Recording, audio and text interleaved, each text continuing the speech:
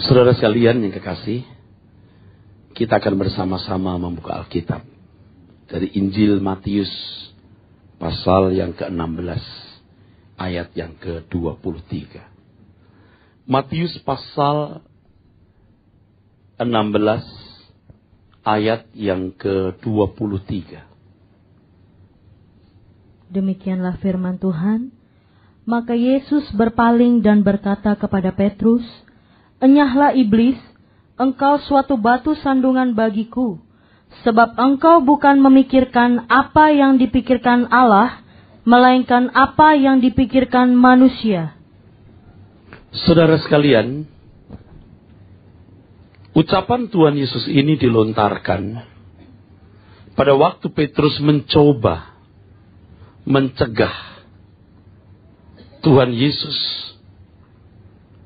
untuk pergi ke Yerusalem. Mencegah Tuhan Yesus untuk pergi ke Yerusalem. Sebab Tuhan menyatakan bahwa dia akan mati di salib. Saudara melihat bagaimana reaksi Tuhan Yesus di sini. Tuhan Yesus berkata, "Enyahlah iblis. Engkau suatu batu sandungan bagiku. Sebab engkau bukan memikirkan apa yang dipikirkan Allah, tetapi yang dipikirkan manusia." Ini ironis sekali, saudara. Ironis sekali. Selama itu Petrus bersama-sama dengan Tuhan Yesus. Bisa bersama-sama 24 jam. Tetapi Petrus tidak mengerti kehendak Tuhan. Tidak memahami rencana Tuhan.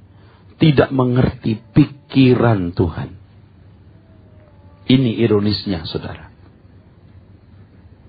Dengan hal ini kita dapat menyimpulkan bahwa orang yang secara fisik nampak bersama-sama dengan Tuhan belum tentu sepikiran dengan Tuhan. Orang yang selama ini bersama-sama dengan Tuhan secara fisik belum tentu sepikiran dengan Tuhan.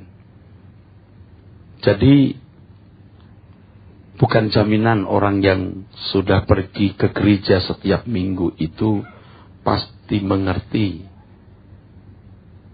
kehendak Tuhan, rencana Tuhan, atau sepikiran dengan Tuhan. Belum tentu seorang aktivis jemaat, bahkan seorang pendeta sepikiran dengan Tuhan. Saya tidak bermaksud mendiskreditkan siapapun.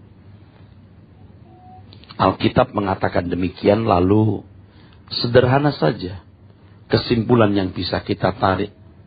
Ini logis dan jujur.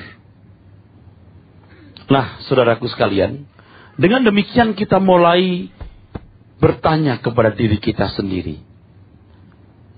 Di dalam perjalanan hidup kita ini, sungguhkah kita sudah sepikiran dengan Tuhan?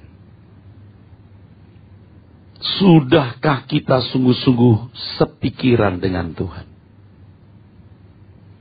Ini sebenarnya sama dengan pertanyaan begini. Apakah yakin semua orang yang datang ke gereja masuk surga? Kira-kira jawab saudara apa kalau ditanya, apakah semua orang yang ke gereja masuk surga? Kira-kira jawab saudara apa? Belum tentu, ya kan? Apakah semua orang yang aktif dalam kegiatan gereja masuk surga? Juga belum tentu. Kalau kemudian kita diperhadapkan kepada pertanyaan, apakah saudara yakin semua pendeta pasti masuk surga? Saudara juga geleng-geleng kan? Geleng-geleng, dan saya tidak tersinggung sebab pertanyaan itu dari saya. Belum tentu. Sebab ternyata di akhir zaman Tuhan menunjukkan ada orang-orang yang sudah mengusir setan demi nama Tuhan Yesus. Di Injil Matius pasal 7 ayat 21 sampai 23. Tetapi ternyata tidak diakui. Tuhan berkata, "Aku tidak pernah mengenal kamu. I never knew you." Nah, coba kita sekarang tujukan kepada diri kita sendiri. Kalau saat ini semua orang yang ada di gedung gereja meninggal, kira-kira masuk surga nggak? Semua.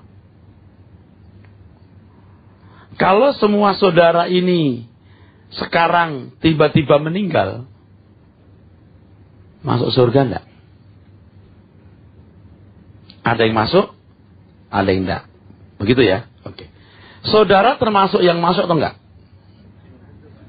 Nah, ini yang penting. Anda jangan meragukan keselamatan saudara, tapi boleh mencurigai keselamatan saudara. Sungguhkah saya ini selamat? Dengan mengatakan ini, saya bukan mengajak saudara meragukan keselamatan saudara. Tetapi juga jangan kita menganggap kalau sudah yakin pasti selamat, dengan sendirinya selamat. Keselamatan kita itu bukan karena kita yakin sudah selamat. Tetapi benar-benar memiliki percaya yang menyelamatkan.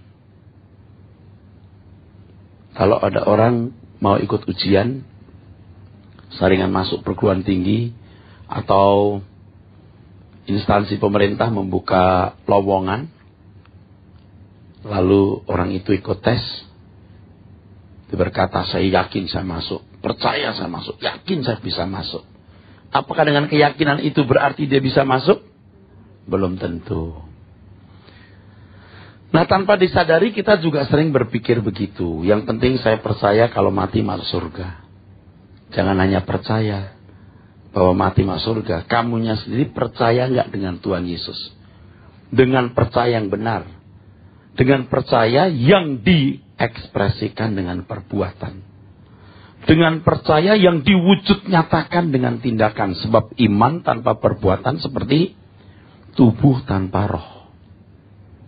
Nah, saudaraku sekalian, jadi apa yang kita baca di sini, ya, di Matius 16 ayat 23 ini, memberi pelajaran yang sangat berharga untuk kita, yaitu bahwa orang yang kelihatannya bersama-sama dengan Tuhan, kelihatannya dekat dengan Tuhan, belum tentu sepikiran dengan Tuhan. Dan saya sangat berharap kita semua dengan jujur melihat diri kita sendiri, ya, dengan jujur melihat diri kita masing-masing. Sudahkah saya sepikiran dengan Tuhan? Sudahkah saya termasuk orang-orang yang benar-benar dikenal oleh Tuhan? Kalau satu kali nyawa saya putus, satu kali kalau saya meninggal, apakah benar Tuhan mengenal saya? Dan introspeksi seperti ini, saudara, penting. Harus kita lakukan. Jangan saudara menganggap hal ini tidak penting. Jangan menganggap hal ini tidak perlu. Ini sangat penting. Mari kita membuka Lukas 11 ayat 23. Lukas 11 ayat 23, saudara. Lukas 11 ayat yang ke-23. Siapa tidak bersama aku, ia melawan aku. Dan siapa tidak mengumpulkan bersama aku, ia mencerai-beraikan.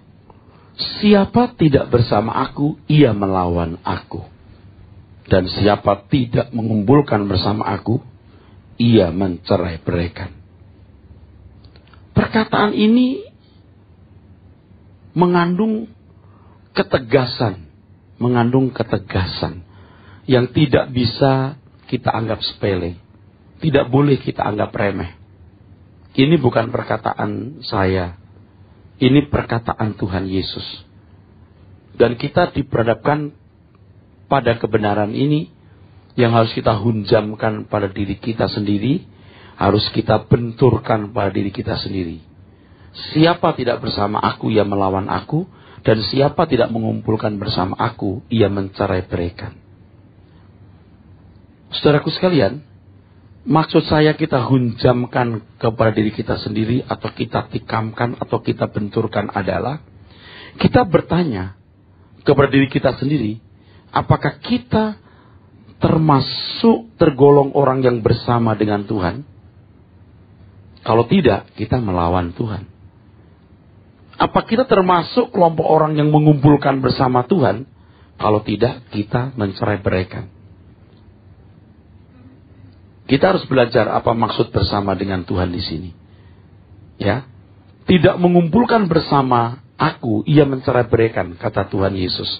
Mengumpulkan bersama aku,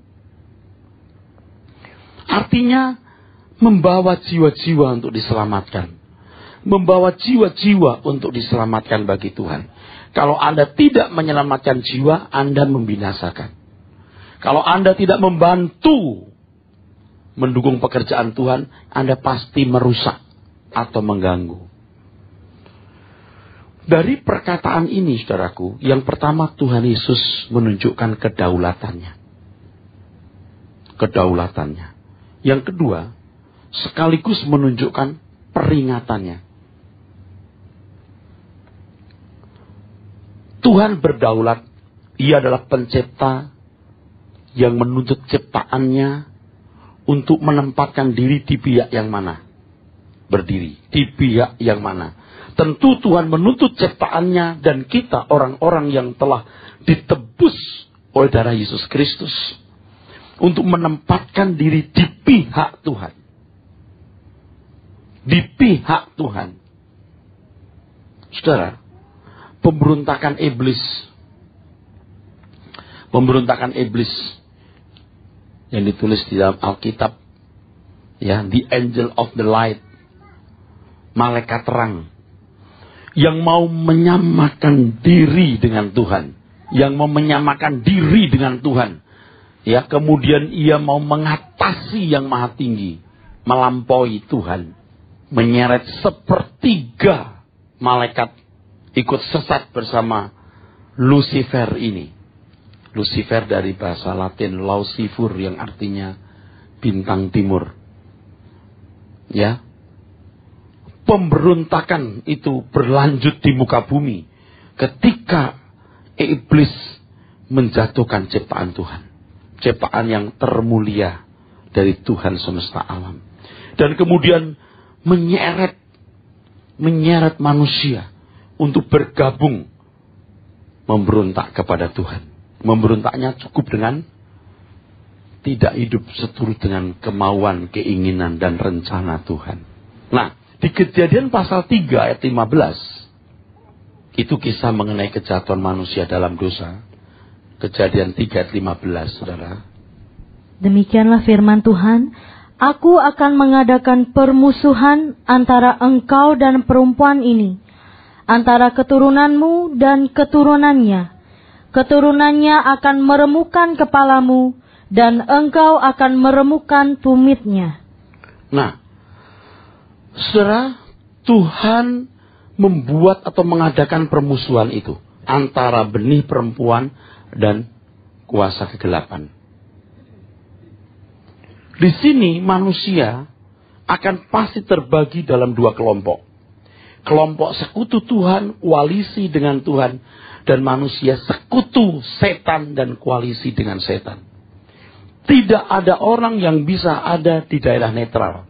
Tidak ada orang yang bisa ada di wilayah abu-abu. Kalau tidak hitam, ya putih. Kalau tidak gelap, ya terang. Kalau tidak Tuhan, ya setan. Itulah sebabnya Tuhan mengatakan kamu tidak dapat mengabdi kepada dua Tuhan. Sayang sekali kalau hal ini, saudaraku, tidak ditegaskan. Sayang sekali kalau hal ini tidak ditegaskan. Sehingga banyak jemaat Tuhan yang tidak mengerti bahwa tuntutan untuk berjalan dalam kebenaran, untuk menerjemahkan dan mewujudkan imannya, itu bukan gampang, tidak mudah, tidak sederhana. Hidup ini merupakan satu pilihan, saudaraku. Apakah kita mau hidup dalam kebenaran atau tidak? Kita mau di pihak Tuhan atau tidak di pihak Tuhan? Manusia pasti, saudaraku, salah satu dari dua kelompok ini. Sekutu Tuhan, koalisi dengan Tuhan. Atau sekutu setan, koalisi dengan setan.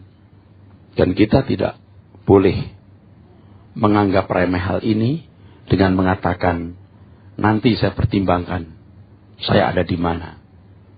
Kalau saudara mendengar kebenaran ini, lalu saudara menganggap remeh, saudara sangat bakal binasa. Sangat bakal binasa. Kita harus menentukan sikap di mana kita berpijak, di mana kita berkiblat.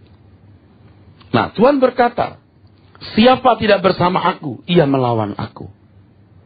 Hanya ada dua kemungkinan, bersama aku atau melawan aku. Bagaimana Tuhan kalau saya tidak melawan Tuhan, tapi juga bersama dengan Tuhan? Tidak ada setan kedua atau Tuhan kedua. Hanya ada setan dan Tuhan. Sikap kompromi, tolerir, tidak tegas, mediokritas. Mediokritas itu tengah-tengah, menengah. Ngambang, ini membahayakan. Memang tidak kelihatan hitam, tapi juga tidak putih. Ini membahayakan. Untuk orang-orang seperti ini Tuhan berkata, aku muntahkan kamu. Aku mau kamu panas sekalian atau dingin sekalian. Kalau kamu suam-suam, aku muntahkan kamu. Jadi kalau orang suam-suam, toh akhirnya juga binasa. Hanya ada dua kemungkinan, bersama Tuhan atau melawan Tuhan. Pertanyaannya lagi, coba kita periksa diri kita masing-masing. Kita ini bersama Tuhan atau melawan Tuhan? Tidak bersama Tuhan, melawan Tuhan. Coba saudara tanya diri saudara masing-masing. Selama ini saudara bersama Tuhan atau melawan Tuhan? Nah, saudara pasti tidak mau jawab amin atau tidak. Bengong aja. Bilang amin. Rasanya saya belum. Bilang belum. Kok bahaya banget.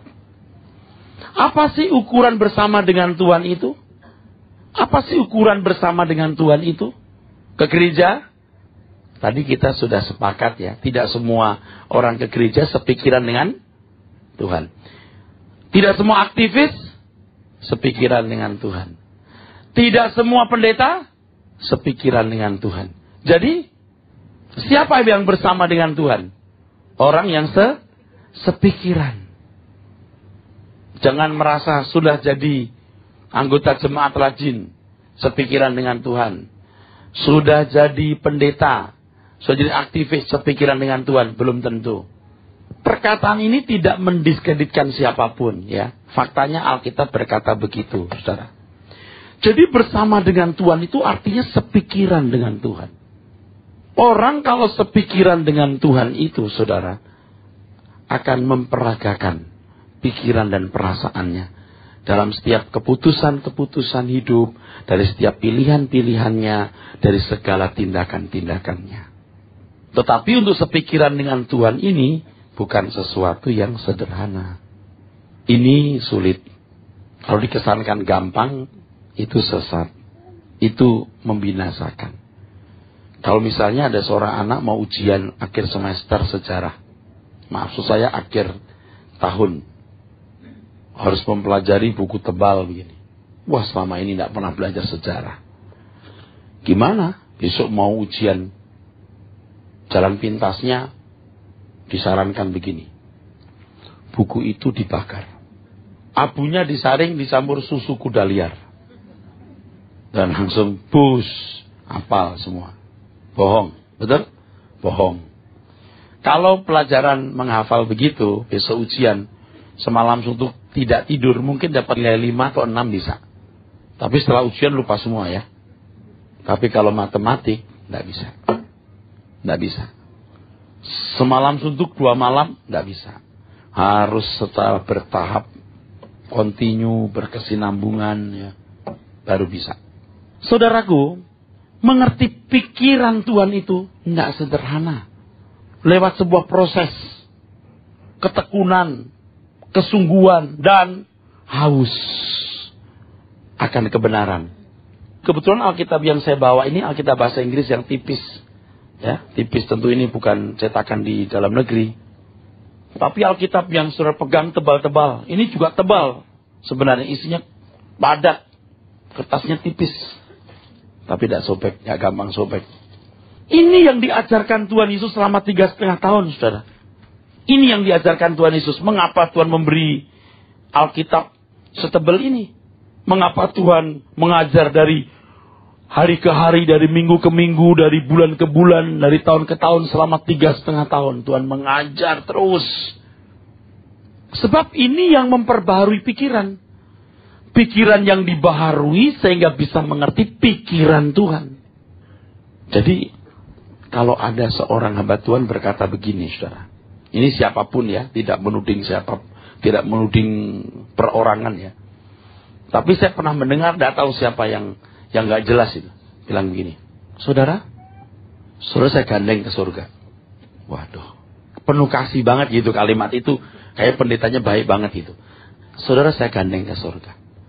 Kita berseru kepada Tuhan Yesus yang punya surga. Nama kita akan tertulis di surga. Kita berseru. Nggak tahu maksud berseru itu apa, kan sering abstrak, lalu orang ya udah amin aja gitu. Lalu kalimat yang saya ingat berkata begini, kita nanti bertetanggaan di sana. Wah, itu kalau perumahan klasternya dekat gitu. Kita bertetanggaan. Waduh. Saudara, saya gandeng ke surga, kita berseru ya kepada Tuhan yang punya surga, nama kita akan tertulis di surga dan Anda akan bertetanggaan dengan saya. Gampang banget ya. Caranya gimana bisa sampai ke sana? Gimana cara gandengnya itu gimana? Ini manual booknya. Amin. Ini yang diajarkan. Ini tidak bisa buat sambilan, saudara. Kita harus sungguh-sungguh belajar. Dari hari ke hari, dari waktu ke waktu, dari saat ke saat. Kita harus belajar tiap hari dan menambah pengertian kita akan kebenaran. Baru kita punya hikmat, kecerdasan, kepekaan, sensitivitas, dan kita mengerti apa kehendak Tuhan dalam hidup ini, pikiran dan perasaannya, sehingga tindakan kita, keputusan kita, pilihan-pilihan kita, semua itu merupakan peragaan dari pikiran perasaan Kristus. Hidupku bukan aku lagi, tapi Kristus yang hidup di dalam aku. Di sini baru kita bisa jadi saksi. Di sini baru kita bisa jadi saksi. Orang semanis ini hidupnya, seindah ini, tidak mungkin Tuhannya salah. Nah, di sini baru kita bisa mengumpulkan, menyelamatkan jiwa. Jadi orang menjadi Kristen itu tidak boleh karena kita kasih beras 5 kilo, duit palsu. Ini Kristen palsu. Biarlah mereka melihat perbuatanmu dan memuliakan Bapa di surga. Memuliakan Bapa di surga bukan hanya mengakui Allahnya orang Kristen baik, tapi sampai bertobat dan melayani Tuhan juga. Tuhan punya rancangan untuk menyelamatkan pembantu rumah tangga misalnya. Pembantu rumah tangga yang dari keluarga tidak mampu, dari kecil udah susah miskin, udah pindah-pindah dari satu rumah tangga yang lain, malah sempat hampir diperkosa, bahkan pernah diperkosa, gitu ya. Itu manusia yang harus dibelas kasihani loh. Tuhan mau selamatkan dia. Lewat siapa? Lewat nyonya ini. Kalau nyonya ini bersama dengan Tuhan, sikap hidupnya, tindakannya harus cemerlang. Sampai si Inem bisa percaya Tuhan Yesus Kristus. Bisa percaya kepada Tuhan Yesus Kristus. Tidak usah dipaksa. Itu kebebasan masing-masing individu. Ya. Masing-masing individu. Tapi kalau nyonyanya bengis. Wah udah. Kamu batu sandungan bagiku. Kamu tidak membantu aku. Kamu tidak mengumpulkan. Kamu mencerai-beraikan. Nah kadang ya Tuhan kasih kita kesempatan ketemu mertua yang galak. Wah galak. Pokoknya lebih galak dari Jurassic. Galak banget. Tapi Tuhan punya rancangan menyelamatkan dia. Gimana? Kalau kita memiliki pikiran Kristus, memperagakan pikiran dan perasaannya, tindakan-tindakan kita agung sekali. Sampai mertua diselamatkan. Seperti juga suami diselamatkan bukan oleh perkataan, tapi oleh perbuatan firman Tuhan. Tapi kalau tidak, udah deh, mengganggu pekerjaan Tuhan. Oleh sebab itu kalau seorang memiliki pikiran Tuhan, perasaan Tuhan, memperagakannya dalam hidup, dia ikut mengumpulkan, bukan mencerai-beraikan. Jangan seperti orang-orang Kristen yang membuat Gandhi, tokoh besar India, tidak bertobat. Dia berkata, aku tidak akan pernah menjadi orang Kristen. Karena melihat kelakuan orang-orang Kristen tidak seperti gurunya. Gandhi tidak pernah bertobat. Kalau aku tidak melihat kelakuan orang-orang Kristen ini, aku mungkin jadi Kristen. Tapi karena aku melihat perbuatan, kelakuan orang Kristen seperti itu, saya tidak pernah jadi Kristen.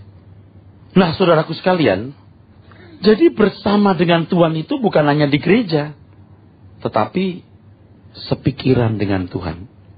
Akhirnya semua kita ikut mengadakan pembelaan bagi Tuhan. Bersama dengan Tuhan mengumpulkan, artinya menyelamatkan jiwa. Oleh sebab itu, sebagai orang Kristen kita tidak boleh merasa hanya sebagai jemaat biasa terus menerus. Nah, ini pembodohan. Banyak orang begini, ke gereja, minta Tuhan pimpin, ini kebaktian, nyanyi tepuk tangan, wah dengar khutbah, kasih kolektor, lalu Bapak terima kasih, pulang. Besok lagi datang lagi, minta Tuhan pimpin, ini kebaktian, Bapak terima kasih, pulang lagi. Minggu depannya, minta Tuhan pimpin, sampai mati begitu terus loh. Jadi ada strata jemaat yang memang cuman begitu hidupnya. Dan ada strata pendeta yang hidupnya harus begitu terus. Ini rusak, jadi kacau. Rusak. Padahal semua kita harus belajar firman Tuhan, sehingga kita memiliki pikiran Kristus. Sehingga keputusan kita, tindakan-tindakan kita, pilihan-pilihan kita setiap hari, itu dibaca orang. Dicium keharumannya. Dan itu yang menyelamatkan jiwa. Dan itulah yang namanya menjadi saksi. Tuhan akan memberikan kita banyak pengalaman yang unik-unik, yang melaluinya kita menyaksikan siapa Kristus itu. Ya, jadi kalau emas nggak dibakar, nggak ketahuan emas atau loyang, ya kan? Ketemu ipar yang tidak tahu diri, ketemu famili yang jahat. Nah, kita di situ menunjukkan nilai emas itu. Punya tetangga, pohon mangganya besar, daunnya jatuhnya terus ke sini. Jatuhnya terus ke halaman. Tiap hari sudah harus nyapu gitu. Gara-gara itu sudah tidak darah tinggi tahu. Olahraga. Giliran musim buah. Buahnya segede-gede ongkang. Satu butir pun gak dibagi. Ya udah haleluya aja. Pernah entah itu mangga jatuh ke halaman saudara. Hati berkata, sudah sepantasnya aku menikmati ini. Sebab siapa yang menabur dan siapa menabur akan menuai. Masa aku nyapu terus gak dapat satu. Tapi suara yang mengatakan kembalikan. Jangan mengini milik sesamamu. Termasuk mangga sesamamu. Dia bawa ke rumah tangga. Bu, ini mangganya jatuh. Oh iya ya, makasih. Tega juga diambil. Padahal dia berharap. Pada waktu dia datang. Bu, ini mangganya. Oh, enggak apa-apa. Ambil aja, coba ibu ngerasain juga. Tapi ternyata, makasih ya. Hanya mendapat kata terima kasih. Sakit ya. Satu hari datang angin besar. Hus, hus, hus, hus, hus, hus. Itu daun-daun mangganya jatuh ke rumah tetangga lain. Ke halaman tetangga lain. Kebetulan ibu sebelah sana. Waduh. Itu garang. Keluar rumah, datang ke rumah ibu yang punya mangga besar. Dia berkata, ibu maaf ya, ibu tolong suruh pembantu-pembantu rumah tangga ibu datang ke rumah saya, menyapu halaman rumah saya dan atap rumah saya. Atap. Sebab kalau masih banyak daun pohon mangga di atas atap rumah saya, itu pasti talang bisa mampet rumah saya kebanjiran. Saya tidak mau tahu. Maaf ya Bu, kalau ibu bermasyarakat tahu etika. Itu ibu yang di rumah ganas banget ya. Karena dia takut sama ibu sebelah. Karena suaminya preman terkenal di kampung itu. Atau di wilayah situ. Ya udah deh. Iya Bu, kata yang punya mangga. Udah. Dalam hati dia berpikir, sudah 16 tahun tetangga sebelah kebagian daun, tapi tidak sekarang ini. Ini pasti Tuhannya baik. Itu dewanya dewa bengis. Anaknya aja begitu. Saudara. Nah, ini saudara mesti mengerti hal ini, bukan? Amin. Mesti mengerti hal ini, saudara. Bengis. Nah, ternyata 16 tahun dia nyapu. Itu harga jiwa ibu ini. 16 tahun. Kalau 16 hari saya ngerti lah, Pak. 6 bulan masih saya pikir, Pak. Kalau 16 tahun, naik bohwat. Aku tidak sanggup. Tapi sejak itu, dia mulai bertanya, keselamatan apakah yang dimiliki ibu? Nah, dia sungguh-sungguh bersama Tuhan dan mengumpulkan bersama Tuhan. Kalau ternyata yang baik ini bukan orang Kristen. Bukan orang Kristen. Malah tidak beragama. Tapi budi pekertinya baik. Yang labrak tadi, istri majelis. Yang punya pohon mangga berpikir apa? Amit-amit saya. Amit-amit saya jadi Kristen. Kelakuan orang Kristen begitu. Nah, mertua yang tadi bertobat, itu lihat menantunya yang dibecek-becek. Ya, Mam. Menantu yang lain gak mau ngomongan, gak mau nginjek rumah mertua. Yang satu ini tetap nginjek. Wah, akhirnya mertua ini, karena tidak bisa melampiaskan marahnya ke menantu lain, dijadikanlah menantu ini sebagai objek penderita. Dihajar dengan kata-kata. Tapi karena dia tahu harga yang harus dibayar untuk keselamatan daripada mertuanya, pokoknya maju tak gentar membela yang benar. Membela Tuhan maksudnya. Sampai bertobat. Tapi kalau menantu yang lain, yang bukan anak Tuhan, lembut manis-manis nurut, yang Kristen, sadis, bengis, pelit, jahat. Sampai mertuanya kalau dengar nama Kristen, gereja, pokoknya kalau Kristen begidik lagi, najis. Biar gue masuk neraka daripada jadi Kristen. Coba. Ini nama jadi batu sandungan, saudaraku. Perhatikan ulang di Lukas 11 ayat 23. Mari kita baca. Lukas 11 ayat yang ke-23. Siapa tidak bersama aku, ia melawan aku. Dan siapa tidak mengumpulkan bersama aku, ia mencerai-beraikan. Tuhan mau berkata gini, kamu musuhan sama aku. Gitu, kasarnya gitu. Kamu musuhan.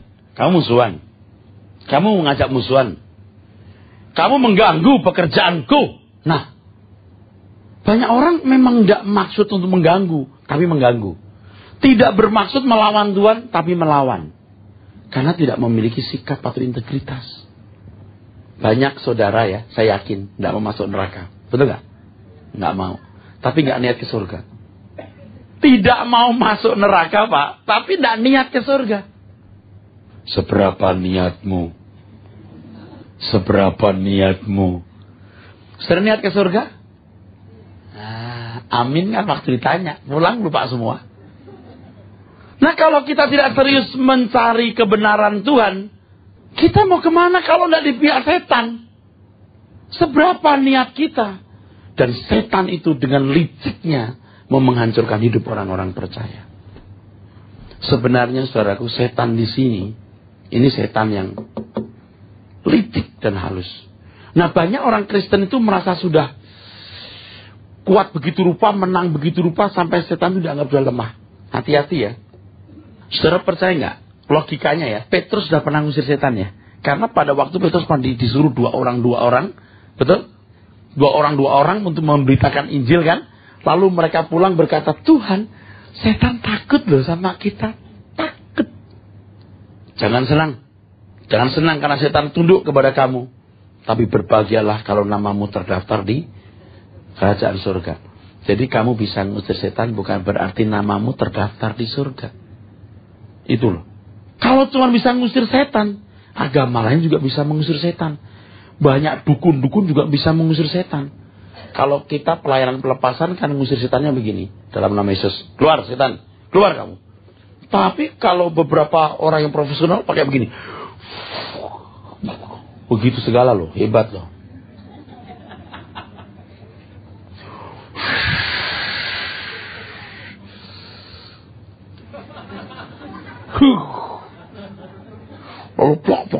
Blok jatuh gitu ya. Bukan hanya orang Kristen yang bisa ngusir setan loh. Banyak orang bisa ngusir setan. Sekolah mana, pabrik mana, kemasukan setan. Dipanggil orang-orang profesional. Ini. Terus jatuh. Setan. Ini kalau di pengertian saya nih, dalam teologi Kristen ini. Setan yang tampil secara kelihatan, itu setan tolol. Setan kelas kopral yang menghuni pohon beringin, pohon asem besar, rumah-rumah tua dan bangunan Belanda. Itu setan gelandangan. Setan yang sakti itu setan yang masuk dalam pikiran orang, setan yang tidak kelihatan manuvernya. Kalau saudara beli barang imitasi, kalau ketahuan imitasi, yang bikin goblok. Tapi kalau sampai tidak bisa membedakan imitasi atau asli, itu baru hebat. Banyak keramik-keramik yang katanya, ini zaman dinasti Ming. Padahal dibuat di condet. Karena pinternya bikin. Maaf, bukan di condet. Kalau di Cina sana, orang pinter-pinter bikin imitasi. Ya, sampai jam merek mahal. Tas, mangkanya. Ada tas KW1, KW2, KW3. Nah, setan juga setan pinter. Setan nggak muncul, nggak kelihatan. Siapa duga sih Petrus kesetanan? Siapa duga Petrus keiblisan? Sama-sama Tuhan terus. Bisa-bisanya loh kesetanan, tapi bisa. Tuhan melihat idenya. Tuhan melihat pikirannya. Maka Tuhan berkata, "Inya iblis." Itu dia. Nah, sekarang kita harus tanya diri sendiri, kesetanan nggak? Keiblisan nggak? Gimana taunya, Pak? Kalau tidak dipimpin Roh Kudus oleh firman-Nya, nggak akan tahu. Tidak akan bisa. Siapa tidak bersama aku, ia melawan aku, dan siapa tidak mengumpulkan bersama aku, ia mencerai-beraikan. Saya tahu, ini peringatan buat kita. Kamu itu bisa melawan aku loh. Kamu itu bisa mengganggu pekerjaanku. Kamu bisa kesetanan. Pertanyaannya, apakah kau memiliki pikiranku?